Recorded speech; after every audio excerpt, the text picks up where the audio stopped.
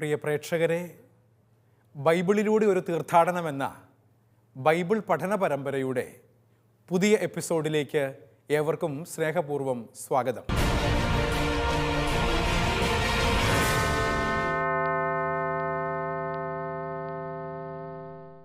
കഴിഞ്ഞ ഏതാനും എപ്പിസോഡുകളായി പുതിയ നിയമത്തിലെ യോഹന്നാൻ്റെ സുവിശേഷത്തിൻ്റെ 11 വരെയുള്ള അധ്യായങ്ങളാണ് നമ്മൾ പഠിച്ചുകൊണ്ടിരുന്നത്.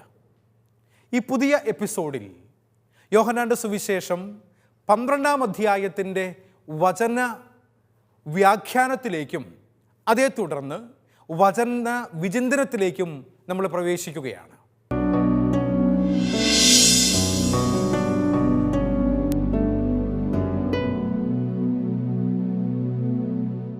യോഹന്നാൻ്റെ സുവിശേഷം 12-ാം അധ്യായം 50 വാക്യങ്ങളുള്ള 5 തലവാചകങ്ങളിലായി 4-ാം സുവിശേഷകൻ ക്രമീകരിച്ചിരിക്കുന്ന ഒരു വചനഭാഗമാണ്. അതുകൊണ്ട് തന്നെയും യേശു കർത്താവിൻ്റെ പരസ്യ ജീവിതത്തിൻ്റെ സമാപനം എന്നോണമാണ് 12-ാം അധ്യായത്തിലെ 50ഓളം വരുന്ന വാക്യങ്ങൾ രേഖപ്പെടുത്തിയിരിക്കുന്നത്.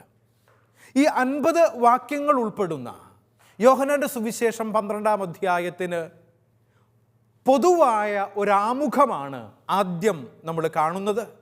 അതിനുശേഷം പല ഹെഡിങ്ങുകളിലായി യോഹന്നാൻ്റെ സുവിശേഷം 12-ാം അധ്യായത്തിൻ്റെ വചനം വായിച്ച് അതിൻ്റെ വ്യാഖ്യാനത്തിലേക്കും തുടർന്ന് വിചിന്തനത്തിലേക്കും നമുക്ക് പ്രവേശിക്കാൻ വേണ്ടി സാധിക്കും. ഈശോയുടെ മഹത്വീകരണത്തെ, അതായത് മരണത്തെയും ഉത്ഥാനത്തെയും മുൻകൂട്ടി സൂചിപ്പിക്കുകയും പ്രഖ്യാപിക്കുകയും ചെയ്യുന്ന സംഭവങ്ങളാണ് 12-ാം അധ്യായത്തിൽ രേഖപ്പെടുത്തിയിരിക്കുന്നത്. കർത്താവ് തൻ്റെ മരണത്തെക്കുറിച്ചും ഉത്ഥാനത്തെക്കുറിച്ചും ശിഷ്യസമൂഹത്തെയും പൊതുസമൂഹത്തെയും അറിയിക്കുന്ന വചനഭാഗങ്ങളാണിത്. അതോടൊപ്പം തന്നെ തുടർന്ന് നമ്മൾ കാണുന്നത് തൈലാഭിഷേകം നടത്തിക്കൊണ്ട് മറിയം എന്നു പേരുള്ള ഒരു സ്ത്രീ ഈശോയുടെ മൃത സംസ്കാരത്തിലേക്ക് വിരൽ ചൂണ്ടുന്ന ഒരു വചനഭാഗവും ഇതോട് ചേർത്ത് നമ്മൾ മനസ്സിലാക്കുന്നുണ്ട്. അതോടൊപ്പം തന്നെ ഈശോയുടെ രാജകീയ പ്രവേശനവും ലാസറിൻ്റെ ഉയിർപ്പിനു സാക്ഷ്യം വഹിച്ച ജനം അവിടുത്തേക്ക് നൽകിയ രാജകീയമായ സ്വീകരണവും ഈശോയുടെ വധത്തിലേക്ക് പ്രേരകമാകുന്നതും നയിക്കപ്പെടുന്നതും എപ്രകാരമാണ് എന്ന് 12-ാം അധ്യായത്തിൻ്റെ 10 മുതൽ 19 വരെയുള്ള വചനഭാഗത്ത് നമ്മൾ മനസ്സിലാക്കാൻ വേണ്ടിയും ശ്രമിക്കുന്നു. എന്ന് പറഞ്ഞാൽ അവിടെ പ്രധാനമായും ഓശാന ഞായറാഴ്ചയുടെ ഘോഷയാത്ര, ദൈവപുത്രനായ യേശു കർത്താവിനെ ഓശാന ജൈവിളികളോടെ ജനം ജെറുസലേമിലേക്ക് വരവേൽക്കുന്നതുമായ ഭാഗമാണ് നമ്മൾ കാണുന്നത്. അതിനെ തുടർന്ന് ഗ്രീക്കുകാരുടെ വരവും ഈശോയുടെ മഹത്വീകരണത്തിൻ്റെ മണിക്കൂറിൻ്റെ ആഗമനത്തെ സൂചിപ്പിക്കുന്ന വചനഭാഗവുമാണ് 12-ാം അധ്യായത്തിൻ്റെ 13-ാമത്തെ വാക്യത്തിൽ നമ്മൾ കാണുന്നത്. അതേ തുടർന്നും ഗ്രീക്കുകാർ യേശു കർത്താവിനെ അന്വേഷിച്ചു വരുന്നതിനെക്കുറിച്ചും അതോടൊപ്പം യേശു കർത്താവ് തൻ്റെ മഹത്വീകരണത്തിന് വേണ്ടിയുള്ള സമയം, ആ മണിക്കൂർ ആഗതമായിരിക്കുന്നു എന്ന് തൻ്റെ സ്നേഹിതന്മാരെ ഓർമ്മപ്പെടുത്തുകയും ചെയ്യുകയാണ്. യോഹന്നാൻ്റെ സുവിശേഷം 2-ാം അധ്യായത്തിൽ പരിശുദ്ധ കന്യകാമറിയം കാനായിലെ കല്യാണ വീട്ടിൽ വന്ന് അവർക്ക് വീഞ്ഞ് തീർന്നു പോയപ്പോൾ അവർക്ക് വീഞ്ഞില്ല എന്ന് പറഞ്ഞ് യേശു കർത്താവിൻ്റെ അടുക്കൽ നീ എന്തെങ്കിലും ചെയ്തേ പറ്റൂ എന്ന് പറയുമ്പോൾ, സ്ത്രീയെ എനിക്കും നിനക്കും എന്ത്, എൻ്റെ സമയം ഇനിയും ആയിട്ടില്ല എന്ന് പറയുന്ന കർത്താവ് തൻ്റെ സമയമായിരിക്കുന്നു, ആ മണിക്കൂറിലേക്ക് ഞാൻ എത്തിച്ചേർന്നിരിക്കുന്നു എന്ന് 12-ാം അധ്യായമാകുമ്പോഴേക്ക് തിരിച്ചറിയുകയും തൻ്റെ മരണത്തെക്കുറിച്ചും ഉത്ഥാനത്തെക്കുറിച്ചും എന്ന് പറഞ്ഞാൽ യോഹന്നാൻ്റെ ദൈവശാസ്ത്ര വീക്ഷണമനുസരിച്ച് കർത്താവിൻ്റെ മഹത്വീകരണത്തിനു വേണ്ടിയുള്ള സമയമായിരിക്കുന്നു എന്ന് മനസ്സിലാക്കിക്കൊണ്ടാണ് യേശു കർത്താവ് തൻ്റെ കൂടെയുണ്ടായിരുന്നവരോട് മരണത്തെക്കുറിച്ചും ഉത്ഥാനത്തെക്കുറിച്ചും സൂചിപ്പിക്കുന്നത്. അതുകൊണ്ട് തന്നെയാണ് 12-ാം അധ്യായത്തിൻ്റെ 24 മുതൽ 26 വരെയുള്ള വചനങ്ങളിൽ നിലത്തു വീണഴിയുന്ന ഗോതമ്പ് മണിയുടെ ഉപമ പറഞ്ഞുകൊണ്ട് സ്വജീവൻ ത്യജിച്ച് മറ്റുള്ളവർക്ക് ജീവൻ നൽകുന്ന ഈശോയുടെ മഹത്വീകരണത്തെക്കുറിച്ച് ഓർമ്മപ്പെടുത്തിക്കൊണ്ട് യോഹന്നാൻ സുവിശേഷകൻ വചനങ്ങൾ എഴുതി വച്ചിരിക്കുന്നത്. ഗോതമ്പ് മണി നിലത്തു വീണ് അഴിഞ്ഞെങ്കിൽ മാത്രമേ അതിന് ഫലം പുറപ്പെടുവിക്കുവാൻ സാധിക്കുകയുള്ളൂ എന്ന് പറയുന്നതിലൂടെ ഗോതമ്പ് മണിയായി തന്നെ യേശു കർത്താവ് അവതരിപ്പിക്കുകയാണ്. താനാകുന്ന ഗോതമ്പ് മണി കാൽവരി കുരിശാകുന്ന നിലത്തു വീണ് അഴിഞ്ഞെങ്കിൽ മാത്രമേ അതിന് ഫലം പുറപ്പെടുവിക്കാൻ സാധിക്കുകയുള്ളൂ എന്നും അതിലൂടെ രക്ഷാകരമായ ഫലങ്ങൾ ഉണ്ടാകുകയുള്ളൂ എന്നും യേശു കർത്താവ് ഓർമ്മപ്പെടുത്തുന്ന വചനഭാഗവുമാണിത്. അതേ തുടർന്ന് 12-ാം അധ്യായത്തിൻ്റെ 27 മുതൽ 30 വരെയുള്ള വചനങ്ങളിൽ ആത്മാവിൽ അസ്വസ്ഥതയോടുകൂടി ഉരുവിട്ട പ്രാർത്ഥന മരണത്തെ മുമ്പിൽ കണ്ട ഈശോയുടെ ഗത്സമനിയിലെ പ്രാർത്ഥനയുടെ മറ്റൊരു ഭാഗമായി സമാന്തര സുവിശേഷകന്മാരോട് ചേർന്ന് യോഹന്നാൻ സുവിശേഷകൻ അവതരിപ്പിക്കുന്ന വചനഭാഗമാണ്.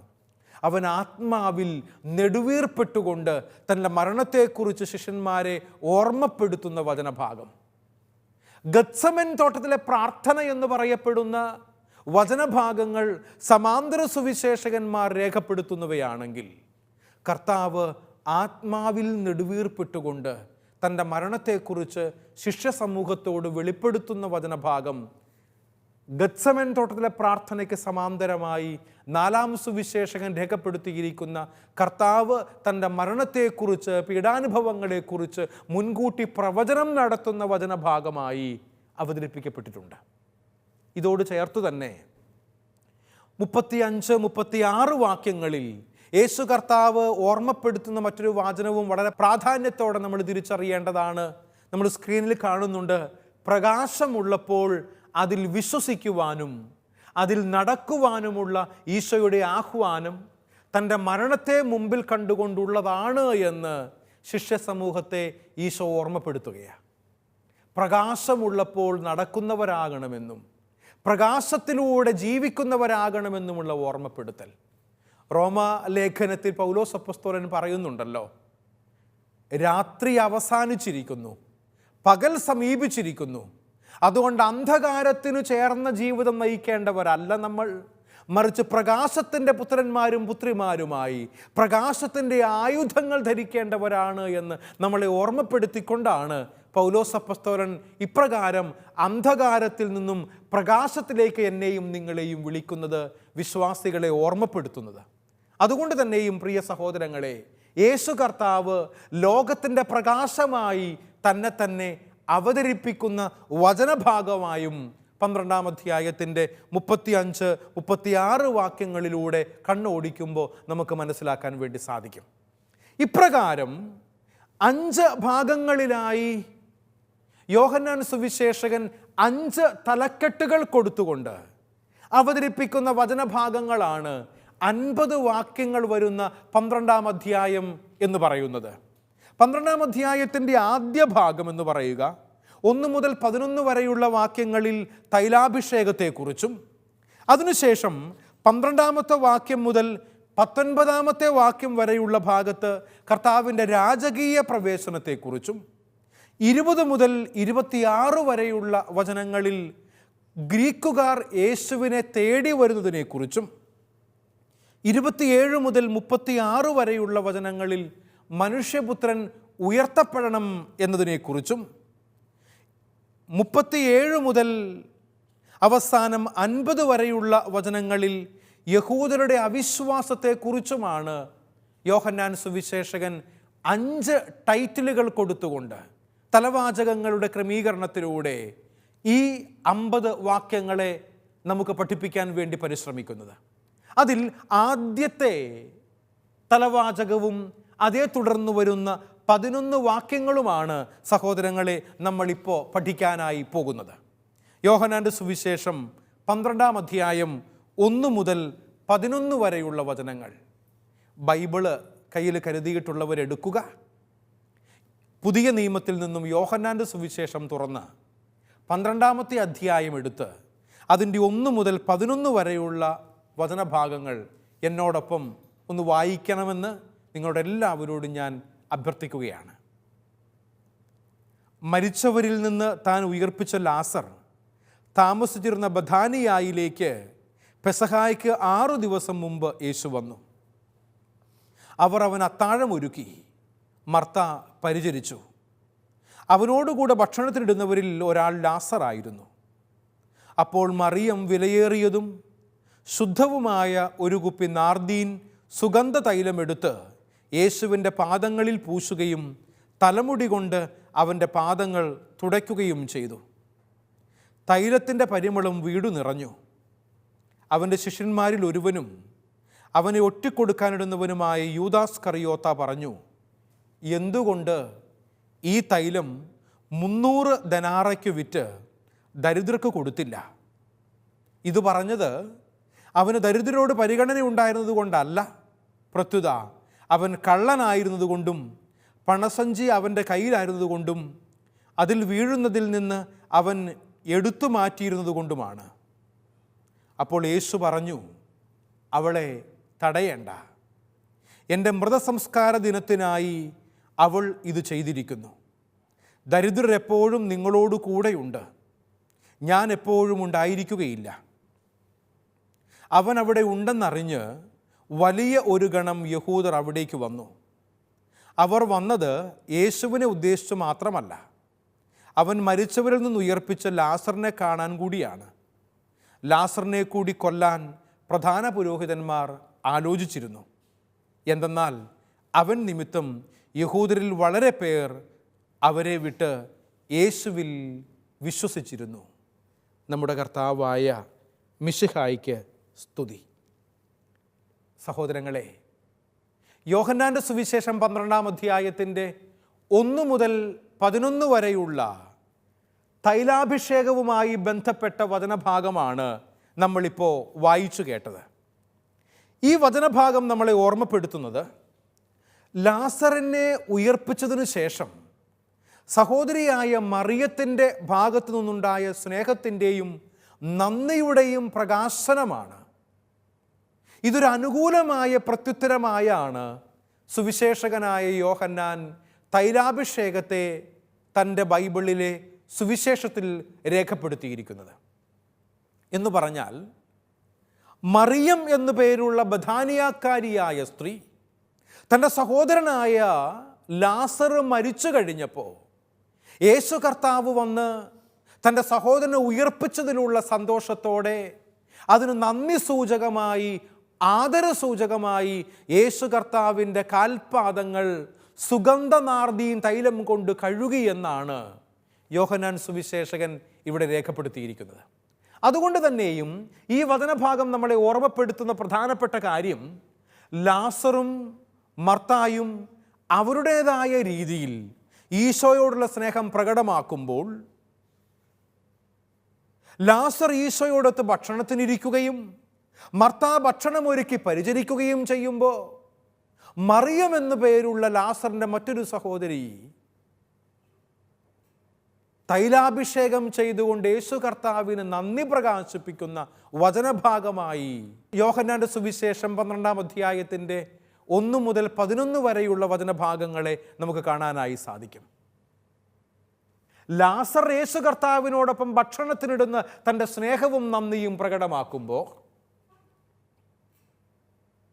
തൻ്റെ സഹോദരനെ ഉയർപ്പിച്ച യേശു കർത്താവിനോടുള്ള സ്നേഹവും നന്ദിയും മർത്ത പ്രകടമാക്കുന്നത് അവന് വേണ്ടി ആഹാര പദാർത്ഥങ്ങൾ ഒരുക്കിയും അവനെ പരിചരിച്ചുമാണ്. സഹോദരങ്ങളെ, ഒരു കുടുംബം ആകുമ്പോൾ ഓരോ വ്യക്തികൾക്കും ഓരോ തരത്തിലുള്ള ഉത്തരവാദിത്വങ്ങളാണ് നിർവഹിക്കാനുള്ളത് എന്ന് നമുക്കറിയാമല്ലോ. കുടുംബനാഥൻ, ഗൃഹനാഥൻ എന്ന് പറയുക ഒരുപക്ഷെ ഭർത്താവ് അല്ലെങ്കിൽ അപ്പൻ. ആ കുടുംബത്തിനു വേണ്ടി അധ്വാനിച്ച് പുറത്ത് ജോലി ചെയ്ത് പണിയെടുത്ത് ആ കുടുംബത്തിനു വേണ്ടിയിട്ട് സമ്പാദിക്കുന്നവനാണ് കുടുംബനാഥൻ മിക്കപ്പോഴും. എന്നാൽ കുടുംബനാഥമാരാകട്ടെ, ജോലിക്ക് പോകുന്നവരുണ്ടാകാം, പണിയെടുക്കുന്നവരുണ്ടാകാം. എന്നാൽ വീട്ടിൽ വന്നു കഴിയുമ്പോൾ ഒരു കുടുംബനാഥ, ഒരു ഗൃഹസ്ഥ എപ്രകാരമായിരിക്കണമോ ആ വീട്ടിലുള്ള എല്ലാവർക്കും ഭക്ഷണ പദാർത്ഥങ്ങൾ പാകം ചെയ്യുന്നതും വിളമ്പിക്കൊടുക്കുന്നതും ഒരുപക്ഷെ അവളായിരിക്കും. അവൾ അമ്മയാകാം, അവൾ സഹോദരിയാകാം, അവൾ മകളാകാം, അവൾ ഭാര്യയാകാം, ആരുമായിക്കൊള്ളട്ടെ. കുടുംബനാഥയുടെ റോൾ ഭംഗിയായി കൈകാര്യം ചെയ്തുകൊണ്ട് കുടുംബത്തിലുള്ള മറ്റുള്ളവർക്ക് വേണ്ടി ഭക്ഷണം പാകം ചെയ്യുന്നവളായി മർത്തായിലൂടെ യേശു കർത്താവ് യോഹന്നാന്റെ സുവിശേഷത്തിൻ്റെ 12-ാം അധ്യായത്തിൽ മനോഹരമായി അവതരിപ്പിക്കുന്നു. ഒരു ഗൃഹനാഥയുടെ ഉത്തരവാദിത്വത്തിലേക്ക് വിരൽ ചൂണ്ടുകയാണ്.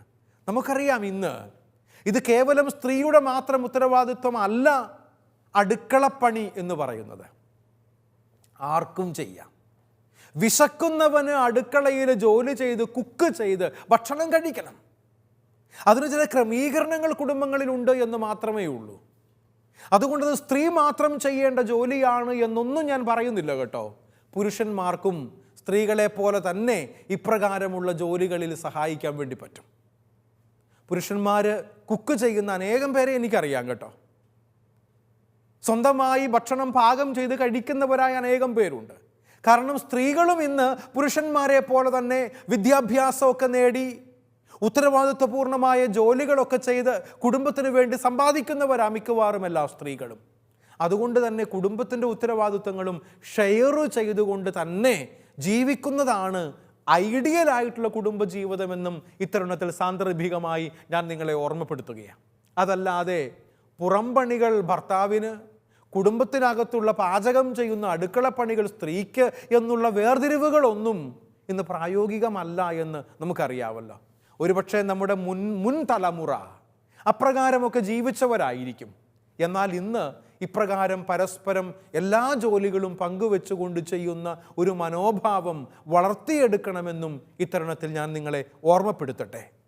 സഹോദരങ്ങളെ, സ്നേഹത്തിൻ്റെ ഈ പ്രത്യുത്തരവും എന്നാൽ യഹൂദരുടെ ഭാഗത്തു നിന്നുണ്ടായ വിദ്വേഷത്തിൻ്റെ പ്രത്യുത്തരവും വിളിച്ചറിയിക്കുന്നത് ഈശോയുടെ മരണമാണ്. ലാസറിൻ്റെ സഹോദരിയായ മറിയം കർത്താവിൻ്റെ പാദങ്ങളിൽ സുഗന്ധതൈലം പൂശുമ്പോൾ അവളെ തടയണമെന്ന് പറയുന്ന യൂദാസ്കറിയോത്തയ്ക്ക് കർത്താവ് മറുപടി കൊടുക്കുന്നുണ്ട്. ഈശോ പറഞ്ഞു, അവളെ തടയണ്ട, അവൾ എൻ്റെ ശവസംസ്കാര ദിനത്തിനു വേണ്ടിയുള്ള തൈലാഭിഷേകം നടത്തിയെന്ന് നിങ്ങൾ കരുതിയാൽ മതി. തൻ്റെ മരണത്തെക്കുറിച്ച് കർത്താവ് പ്രവചനം നടത്തുന്നു ഈ വചനഭാഗത്ത് എന്ന് ബൈബിൾ പണ്ഡിതന്മാർ പറയുന്നുണ്ട്. എന്നാൽ ഇപ്രകാരം ലാസറിൻ്റെ ഉയർപ്പിൽ സംഭവിച്ച വലിയ സന്തോഷത്തിൻ്റെ അനുഭവത്തിലൂടെ ഒരു വിഭാഗം ജനങ്ങൾ അനുകൂലമായി പ്രത്യുത്തരം നടത്തുമ്പോൾ, ഈശോയോട് സ്നേഹം കാണിക്കുമ്പോൾ, ഈശോയോട് നന്ദി അറിയിക്കുമ്പോൾ, മറുഭാഗത്ത് യഹൂദന്മാരിൽ ചിലർ വിദ്വേഷ പ്രചാരവുമായി മുന്നിട്ടിറങ്ങിയിട്ടുണ്ട്. നമ്മൾ സാധാരണ നാട്ടിൻപുറങ്ങളിലൊക്കെ പറയാറില്ലേ, അമ്മയെ തല്ലിയാലും രണ്ടുണ്ട് ഭാഗം. ഇതെല്ലാ കാര്യങ്ങൾക്കും അങ്ങനെയാണ്. നമ്മൾ നന്മയായി ഒരു കാര്യം ആഗ്രഹിച്ചു പറയുന്നത് അത് എല്ലാവർക്കും നന്മയാകണമെന്ന് നിർബന്ധമൊന്നുമില്ല. നമ്മൾ ഉദ്ദേശിക്കുന്ന ടാർഗറ്റഡ് കമ്മ്യൂണിറ്റി ഉണ്ട്, അവർക്ക് ഒരുപക്ഷെ നന്മയാകും.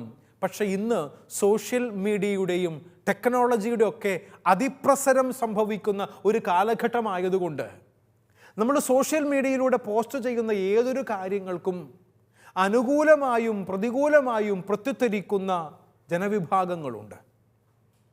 എല്ലാവരെയും ഒരുപോലെ സംതൃപ്തിപ്പെടുത്തുന്ന രീതിയിലുള്ള കാര്യങ്ങളായിരിക്കണമെന്ന് നിർബന്ധമില്ല ഞാനും നിങ്ങളും ഒക്കെ പറയുന്നതും എഴുതുന്നതും ചെയ്യുന്നതും. അതുകൊണ്ട് തന്നെയും പലപ്പോഴും ഇപ്രകാരം പ്രതികൂലമായി പ്രതികരിക്കുന്നവരുടെ സമൂഹത്തെയും നമുക്ക് കാണാനായി സാധിക്കുമെന്നാണ് എനിക്ക് തോന്നുന്നത്. ഈശോയുടെ ലാസറിനെ ഉയർപ്പിക്കുന്ന ഈ നല്ലൊരു കാര്യം ചെയ്യുമ്പോഴും അവിടെയും പ്രതികൂലമായി പ്രതികരിക്കുന്ന ഒരു ജനവിഭാഗം ഉണ്ടാവുകയും അവരാണ് യേശു കർത്താവിൻ്റെ മരണത്തെക്കുറിച്ച് പ്ലോട്ട് ചെയ്ത് ഗൂഢാലോചന നടത്തി കർത്താവിനെ കുരിശിൽ കൊല്ലുന്നത് എന്നും നമുക്കറിയാമല്ലോ. ഇവിടെ ഞാൻ യോഹന്നാൻ സുവിശേഷകൻ്റെ ഈ വചനഭാഗത്തെ സമാന്തര സുവിശേഷകന്മാരുടെ വചനവുമായി ഒന്ന് വിളക്കി ചേർക്കാൻ അല്ലെങ്കിൽ കൂട്ടിച്ചേർക്കാൻ, അതുമായി ബന്ധപ്പെടുത്തിക്കൊണ്ട് ഒന്ന് കാണാനായി പരിശ്രമിക്കുകയാണ്. പുതിയ നിയമത്തിലെ ആദ്യത്തെ പുസ്തകവും ആദ്യത്തെ സുവിശേഷവുമായ മത്തായിയുടെ സുവിശേഷത്തിൽ 26-ാം6 മുതൽ 13 വരെയുള്ള വചനങ്ങളിലും രണ്ടാമത്തെ പുസ്തകമായി പുതിയ നിയമത്തിൽ രേഖപ്പെടുത്തിയിരിക്കുന്നതും എന്നാൽ ഒരുപക്ഷെ ഹിസ്റ്റോറിക്കലായി നോക്കിയാൽ ക്രൊണോളജിക്കലി ആദ്യം എഴുതപ്പെട്ട സുവിശേഷം എന്നറിയപ്പെടുന്നത് മർക്കോസിൻ്റെ സുവിശേഷമാണെന്ന് നമുക്കറിയാമല്ലോ. ഈ മർക്കോസിൻ്റെ സുവിശേഷം 14-ാം അധ്യായത്തിൻ്റെ 3 മുതൽ 9 വരെയുള്ള വചനങ്ങളിലും ഈ സംഭവം തൈലാഭിഷേകം രേഖപ്പെടുത്തിയിട്ടുണ്ട്. സമാന്തര സുവിശേഷകന്മാരായ മത്തായിയും മർക്കോസും രേഖപ്പെടുത്തിയിരിക്കുന്ന തൈലാഭിഷേകത്തിൻ്റെ വചനഭാഗങ്ങൾ യോഹന്നാൻ്റെ സുവിശേഷം 12-ാം അധ്യായത്തിലും 1 മുതൽ 11 വരെയുള്ള വചനങ്ങളിൽ നമ്മൾ കാണുകയാണ്. സമാന്തര സുവിശേഷകന്മാരായ മത്തായിയുടെയും മർക്കോസിൻ്റെയും വിവരണമനുസരിച്ച് ഈശോയുടെ ശിരസ്സാണ് അഭിഷേകം ചെയ്യപ്പെട്ടതായി രേഖപ്പെടുത്തപ്പെട്ടിരിക്കുന്നത്. എന്നാൽ യോഹന്നാൻ്റെ വീക്ഷണമനുസരിച്ച് കർത്താവിൻ്റെ പാദങ്ങളാണ് അഭിഷേകം ചെയ്യപ്പെട്ടത്, സുഗന്ധ തൈലം പൂശിയത്. ഇവിടെ ഇവ തമ്മിലുള്ളൊരു താരതമ്യ പഠനത്തിന് വേണ്ടിയിട്ട് ഞാൻ നിങ്ങളെ ഓർമ്മപ്പെടുത്തുകയാണ്. ചരിത്രത്തിൽ സംഭവിച്ചതും ഒരുപക്ഷെ അങ്ങനെ ആകാനുള്ള സാധ്യതയുണ്ട്. ശിരസ് മുതൽ ഒരു മനുഷ്യനെ അഭിഷേകം ചെയ്യുക എന്നുള്ളതാണ് പഴയ നിയമ പാരമ്പര്യം അനുസരിച്ചും നമ്മൾ കാണുന്നത്. സാമുവേൽ പ്രവാചകനോട് ദാവീദിനെ രാജാവായി അഭിഷേകം ചെയ്യാൻ വേണ്ടി ആവശ്യപ്പെട്ടുകൊണ്ട് ദൈവം സ്വപ്നത്തിൽ പ്രത്യക്ഷപ്പെടുന്നുണ്ട്. സാമുവേൽ പ്രവാചകനോട് പറയുന്നത് ഒരു കൊമ്പ് നിറയെ തൈലവും എടുത്തുകൊണ്ട് നീ ദാവീദിനെ അഭിഷേകം ചെയ്യാനായി പോകണമെന്ന്. ജസ്സയുടെ കുടുംബത്തിൽ പ്രവേശിച്ച് അവിടെയുള്ള മക്കളിൽ ദാവീദിനെ അഭിഷേകം ചെയ്യാനായി സാമുവേൽ പ്രവാചകൻ വരുമ്പോൾ കൊണ്ടുവരുന്നൊരു ഹോൺ ഫുൾ ഓഫ് ഓയിൽ എന്ന് പറയുക, ഒരു കൊമ്പിനകത്ത് അഭിഷേക തൈലം നിറച്ച് ദാവീദിൻ്റെ തലയിലൂടെ അവൻ അഭിഷേക തൈലം ഒഴിച്ചു എന്നാണ് രേഖപ്പെടുത്തിയിരിക്കുന്നത്. അതിലൂടെ നമുക്ക് മനസ്സിലാക്കാൻ സാധിക്കുന്ന ഒരു പക്ഷേ ചരിത്രപരമായി കൂടുതൽ ശരിയാകാൻ സാധ്യതയുള്ളത് തലയിലൂടെ അഭിഷേകം ചെയ്തു എന്ന് പറയപ്പെടുന്ന മത്തായിയുടെയും മർക്കോസിൻ്റെയും സമാന്തര സുവിശേഷകന്മാരുടെ വാദഗതിയാകാനാണ് കൂടുതൽ സാധ്യതയെന്ന് ഇത്തരുണത്തിൽ ഞാൻ നിങ്ങളെ ഓർമ്മപ്പെടുത്തട്ടെ. എന്നാൽ ശിരസിൻ്റെ അഭിഷേകം സൗഹൃദത്തിൻ്റെയും ആതിഥ്യത്തിൻ്റെയും അടയാളമായിട്ടാണ് യഹൂദന്മാരുടെ ഇടയിൽ പ്രചരിച്ചിരുന്നത് എന്നുള്ള ഒരു വീക്ഷണവുമുണ്ട് ബൈബിൾ പണ്ഡിതന്മാരുടെ ഇടയിൽ. എന്ന് പറഞ്ഞാൽ ശിരസ് തലയിലൂടെ അഭിഷേകം ചെയ്യുക എന്ന് പറയുമ്പോൾ അത് സൗഹൃദത്തിൻ്റെയും സാഹോദര്യത്തിൻ്റെയും ഒരു ലക്ഷണമായും അതോടൊപ്പം തന്നെ ആതിഥേയര് എപ്രകാരമാണോ അഭിഷേകം ചെയ്തുകൊണ്ട് സ്വീകരിക്കുന്നത് എന്നതിലേക്കും പ്രതിപാദിക്കുന്ന വചനഭാഗമായി നമുക്കിതിനെ കാണാനായി സാധിക്കുമെന്നാണ് ഞാൻ കരുതുന്നത്. ഏതായാലും പ്രിയപ്പെട്ടവരെ, യോഹന്നാൻ ശ്ലീഹായുടെ ചിത്രീകരണത്തിൽ മറിയം ഈശോയുടെ പാദങ്ങളാണ് സുഗന്ധ തൈലത്താൽ പൂശിയത്.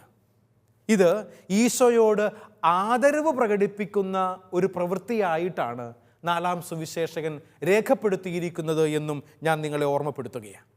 സമാന്തര സുവിശേഷകന്മാർ പഴയ നിയമ പശ്ചാത്തലത്തിൽ ഒരുപക്ഷെ ചരിത്രം സാക്ഷ്യപ്പെടുത്തുന്നത് പോലെ തലയിലൂടെയുള്ള അഭിഷേകത്തെക്കുറിച്ച് പറയുമ്പോൾ യോഹന്നാൻ സുവിശേഷകൻ പാദങ്ങൾ അഭിഷേകം ചെയ്തു എന്ന് പറയുന്നതിലൂടെ അത് കർത്താവിനോടുള്ള സൗഹൃദത്തിൻ്റെയും അതോടൊപ്പം ആതിഥ്യ മര്യാദയുടെയും ഭാഗമായി കർത്താവിന് പാദങ്ങൾ പൂശിക്കൊണ്ട് തൈലാഭിഷേകം ചെയ്തുകൊണ്ട് സ്വീകരിക്കുന്നു എന്ന് മനസ്സിലാക്കാൻ നമുക്ക് സാധിക്കും. ഈ പ്രവൃത്തിയെ ഈശോയുടെ മരണത്തെക്കുറിച്ചുള്ള പ്രവചനമായി കാണുന്നതിന് വേണ്ടിയാകണം യോഹന്നാൻ ശ്ലീഹ ഇപ്രകാരം ഒരു മാറ്റം വരുത്തിയത് എന്നാണ് ഞാൻ കരുതുന്നത്. എന്ന് പറഞ്ഞാൽ പാദക്ഷാളനം ചെയ്യുന്നതിലൂടെ, പാദങ്ങൾ അഭിഷേകം ചെയ്യുന്നതിലൂടെ കർത്താവിൻ്റെ മരണത്തിനു ശേഷം അവൻ്റെ ശരീരം തൈലാഭിഷേകം ചെയ്യുന്നതിൻ്റെ പ്രതീകമായിട്ടാണ് ഇപ്രകാരം യോഹന്നാൻ സുവിശേഷകൻ കർത്താവിൻ്റെ പാദങ്ങൾ മറിയം സുഗന്ധ തൈലം കൊണ്ട് അഭിഷേകം ചെയ്തു എന്ന് രേഖപ്പെടുത്തിയിരിക്കുന്നത് എന്ന് മനസ്സിലാക്കാൻ വേണ്ടി പറ്റും. കാരണം അടക്കം ചെയ്യുന്നതിന് മുൻപ് സുഗന്ധദ്രവ്യത്താൽ മൃതശരീരം പൂശുന്ന പതിവ് യഹൂദരുടെ ഇടയിൽ നിലവിലുണ്ടായിരുന്നു എന്നതാണ് ചരിത്രം സാക്ഷ്യപ്പെടുത്തുന്ന വസ്തുതയെന്ന് പറയുക. ഏതായാലും മറിയത്തിൻ്റെ പ്രവൃത്തി ഇഷ്ടപ്പെടാതിരുന്ന യൂദാസ്കറിയോത്ത അവളെ വിമർശിച്ചുകൊണ്ട് സംസാരിക്കുമ്പോൾ ഈശോ അവനെ തടഞ്ഞുകൊണ്ട് പറയുന്ന വാക്യം 17-ാമത്തെ വാക്യത്തിൽ നമ്മൾ വായിക്കുന്നുണ്ട്. അവളെ തടയേണ്ട, എൻ്റെ ശവസംസ്കാര ദിനത്തിനായി ഇത് ചെയ്തു എന്ന് അവൾ കരുതിക്കൊള്ളട്ടെ എന്ന് പറഞ്ഞുകൊണ്ടാണ് യേശു കർത്താവ് അവളുടെ പ്രവൃത്തിയെ സാധൂകരിക്കുന്നത്. സഹോദരങ്ങളെ, ആസന്നമായിരിക്കുന്ന മരണത്തെക്കുറിച്ചുള്ള ബോധ്യത്തോടെയാണ് ഈശോ ഇവിടെ സംസാരിക്കുന്നത് എന്ന് നമുക്ക് മനസ്സിലാക്കാനായി സാധിക്കും. കർത്താവിന് തന്നെ മരണത്തെക്കുറിച്ചുള്ള നല്ല ബോധ്യം ഉണ്ടായിരുന്നു എന്നുള്ളതാണ് ഇത് നമ്മളെ ഓർമ്മപ്പെടുത്തുന്ന കാര്യം. മറിയത്തിൻ്റെ ഈ പ്രവൃത്തി ബോധപൂർവമല്ലാത്ത ഒരു പ്രവചനമായി യോഹന്നാൻ സുവിശേഷകൻ രേഖപ്പെടുത്തിയിട്ടുണ്ട്. മറിയം അവൻ്റെ മരണം ഉദ്ദേശിച്ചിരുന്നില്ല എങ്കിലും യോഹന്നാൻ സുവിശേഷകൻ ഇപ്രകാരം ഒരു ദൈവശാസ്ത്രപരമായ അർത്ഥം ഈ വചനഭാഗത്ത് കണ്ടെത്താൻ ശ്രമിക്കുന്നു എന്നുള്ളതാണ് ഇതിനെ പ്രസക്തിയുള്ളതാക്കി മാറ്റുന്നത്.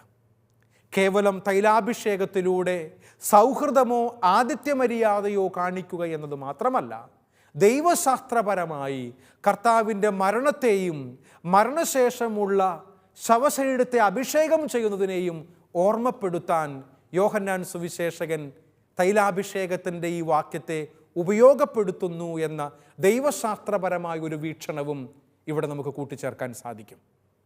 ഏതായാലും യോഹന്നാൻ്റെ സുവിശേഷം 12-ാം അധ്യായം 1 മുതൽ 11 വരെയുള്ള തൈലാഭിഷേകത്തിൻ്റെ വചനവ്യാഖ്യാനമാണ് സഹോദരങ്ങളെ നമ്മൾ മനസ്സിലാക്കിയത്. തുടർന്നുള്ള വചനത്തിൻ്റെ വ്യാഖ്യാനവുമായി അടുത്ത എപ്പിസോഡിൽ കണ്ടുമുട്ടും വരെയും കർത്താവിൻ്റെ ആശീർവാദം നിങ്ങളെല്ലാവരോടും കൂടെ ഉണ്ടാകുമാറാകട്ടെ.